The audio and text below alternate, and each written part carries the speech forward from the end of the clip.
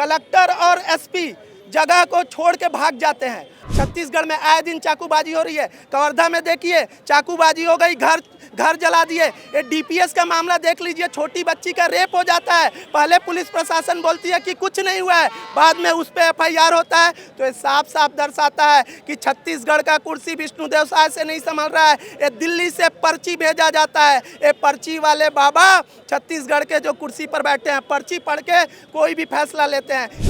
मेरे पीछे जो भीड़ देख रहे हैं ये कांग्रेस कार्यकर्ताओं का भीड़ है और विधायक देवेंद्र यादव के समर्थन में यहाँ पे प्रदर्शन किया जा रहा है। आइए जानते हैं कि क्या उद्देश्य है। और एक भैंस भी दिख रही होगी आपको कैमरे में, इसको लाने का पीछे का क्या रीजन है बताइएगा। देखिए छत्तीसगढ़ की सरकार और ये बदलागढ़ बन चुका है ना, ये केवल कांग्रेसियों को टारगेट किया जा रहा है, सत्तामी समाज के टारगेट किया जा रहा है। जो कांग्रेस के पक्ष में है जो भी व्यक्ति, उसको टारगेट किया जा रहा है और जनता को टारगेट किया जा रहा है।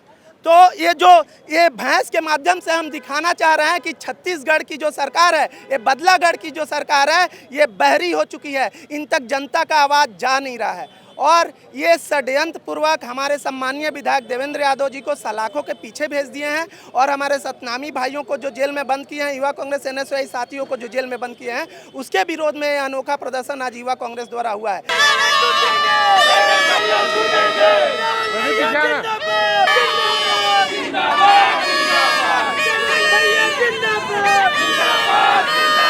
ये टोटली इंटेलिजेंस फेलियर है छत्तीसगढ़ शासन का। कलेक्टर और एसपी जगह को छोड़ के भाग जाते हैं। आपको तो पहले से सूचना होगी ना, अगर कहीं प्रदर्शन होता है वहाँ पुलिस प्रशासन, शासन, सरकार के नुमाइंदे, एलआईबी सारे लोग जाते हैं। तो क्या ये कैसा इनका इंटेलिजेंस है जो ये घटना को ये लोग रोक नहीं पाते हैं। छत्तीसगढ़ में आए दिन चाकूबाजी हो रही है। कवर्धा में देखिए चाकूबाजी हो गई, घर जला दिए। ये डीपीएस का मामला देख लीजिए, छोटी बच्ची का रेप हो जाता है। पहले पुलिस प्रशासन बोलती है कि कुछ नहीं हुआ है, बाद में उस पर एफआईआर होता है। तो ये साफ साफ दर्शाता है कि छत्तीसगढ़ का कुर्सी विष्णुदेव साय से नहीं संभल रहा है। ये दिल्ली से पर्ची भेजा जाता है। ये पर्ची वाले बाबा छत्तीसगढ़ के जो कुर्सी पर बैठे हैं, पर्ची पढ़ के कोई भी फैसला लेते हैं। इनका खुद का फैसला कुछ नहीं होता है। तो ये निकम्मी सरकार जब तक हमारे नेता को छोड़ नहीं देती और न्याय नहीं दे देती, तब तक युवा कांग्रेस विरोध प्रदर्शन करते रहे। आज की इस प्रदर्शन का कुछ असर होगा? बिल्कुल असर होगा। युवा कांग्रेस लगातार अभियान चला रही है, हस्ताक्षर अभियान, पोस्ट कार्ड के माध्यम से लगातार अभियान, थाना घेराव। और हम प्रशासन को ये चेतावनी देना चाहते हैं और छत्तीसगढ़ के शासन में जो पर्ची वाले बाबा बैठे हैं, उनको भी हमें बताना चाहते हैं कि अभी भी वक्त है, सही फैसला लेना शुरू करो, नहीं तो युवा कांग्रेस के साथी इनकलाबी छात्र हैं और युवा साथी हैं जो भगत सिंह को मानने वाले लोग हैं। भगत सिंह के रास्ते पे चलेंगे और अपने नेता के लिए जो करना पड़ेगा करेंगे।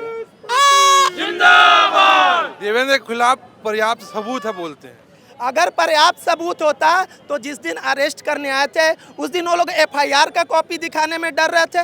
चालान पेश क्यों नहीं हो रहा है? पुलिस प्रशासन चालान पेश नहीं कर रही है, चार्जशीट अभी तक दाखिल नहीं हुआ। ये बताता है कि छत्तीसगढ़ की जो सरकार है वो दिल्ली और नागपुर के हंटर से चल रही है और वहाँ से जो मैसेज आता है ना, वही ये लोग कर रहे हैं। क्या चाहता है युवा? वह चाहता है कि हमारे विधायक जी को बाइज्जत बरी किया जाए, जबरदस्ती उसमें फंसाया गया है, इसीलिए आज भैंस के सामने बीन बजा रहे हैं। क्योंकि सरकार भी ऐसी हो गई है जो भैंस के सामने बीन बजाने पे भी नहीं सुनती है।